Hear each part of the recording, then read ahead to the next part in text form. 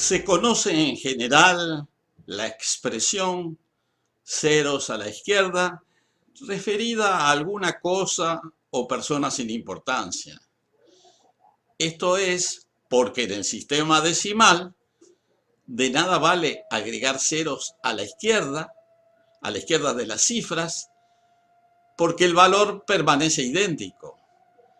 Ello no pasa con los ceros a la derecha, con los ceros a la derecha de los números enteros.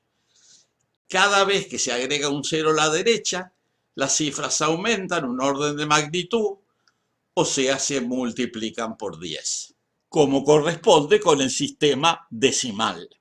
La mente humana está familiarizada con cifras que se escriben con 2 o 3 ceros a la derecha, centenas o millares. También es posible imaginar cifras con 4, 5 e incluso 6 ceros. Por ejemplo, decenas, cientos de miles o millones. Se hace más complicado a medida que seguimos agregando ceros, por ejemplo, 10, 11, 15 o 20 ceros. En este último caso, estaríamos hablando de centenares de trillones. Y vamos a hablar un poco de eso. Hasta aquí es necesario hacer una aclaración sobre algo que complica nuestro entendimiento en esta materia. El vocabulario de los muchos ceros es confuso. Y eso porque en el mundo anglosajón, las cifras numéricas seguidas de 9 ceros se denominan billions, cuando en español, francés, italiano, etcétera, se denominan miles de millones. Por esa razón, un billón de los países anglos equivale a una cifra seguida de 9 ceros, mientras que en las lenguas europeas antes mencionadas equivale a 1000 millones. En 1995 se incorporó una nueva palabra al español, millardo, un poco siguiendo el ejemplo del francés, que dice milliard para referirse a 1000 millones. Por su parte, 1 trillion en inglés es un billón en español, francés, italiano, etc. La confusión es muy común y no es menor. Cambia mucho la apreciación cuantitativa y cualitativa de los fenómenos y circunstancias. De allí que fuera necesario hacer esta aclaración. Y bien, volviendo a nuestro tema, vamos a utilizar el vocabulario que yo llamaría europeo, o sea, el billón de 12 ceros. Repito que hay que considerar que en la naturaleza muchos fenómenos se explican con cifras de 15 o 20 ceros.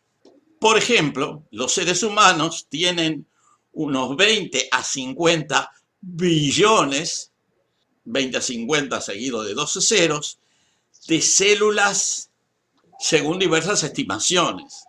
En cada célula hay una macromolécula de ADN que contiene unos 3.500 millones de pares de bases, en donde está contenida la información genética de cada individuo. Esto se aplica a todas las especies de organismos pluricelulares, aunque en cada uno de ellos varía tanto la cantidad de células, de pares de bases, y de ceros. O sea que un organismo humano tiene por lo menos 70.000 trillones de pares de base.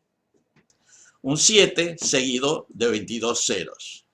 También podemos detenernos a observar las producciones diarias anuales o las reservas de hidrocarburos. Por ejemplo, el yacimiento de petróleo Ghawar en Arabia Saudita, que es el que produce más en el mundo, produce 5 millones de barriles por día, o sea, 2.000 millones de barriles por año, y contiene unos 50 a 80.000 millones de barriles. Medido en litros, son 2 billones de litros, 2 billones de 12 ceros cada uno. Si nos referimos a las edades de las rocas, también nos encontramos con cifras de muchos ceros. Las formaciones geológicas de los escudos brasileño, canadiense, etc., tienen edades que pueden llegar a los 2.000 millones o 3.000 millones de años. La edad de la Tierra se extendería a unos 5.000 millones de años. Cuando nos referimos a fenómenos astronómicos, la cantidad de ceros aumenta considerablemente. Medida en kilómetros, la distancia que separa nuestro sistema solar de las estrellas más cercanas es de unos 40 billones de kilómetros, billones de 12 ceros cada uno. La distancia al centro de la Vía Láctea, nuestra galaxia, es de 1 trillón de kilómetros, o sea, 1 seguido de 18 ceros. A las galaxias más lejanas, esta distancia aumenta por lo menos a 10 cuatrillones de kilómetros, o sea, 1 seguido de 25 ceros. Es claro que la mente humana tiene grandes dificultades para imaginar con las propias experiencias el significado sensorial de estas cifras y solo puede manejarse haciendo uso de métodos abstractos como lo son las matemáticas o la física y en particular mediante el uso de los ceros a la derecha.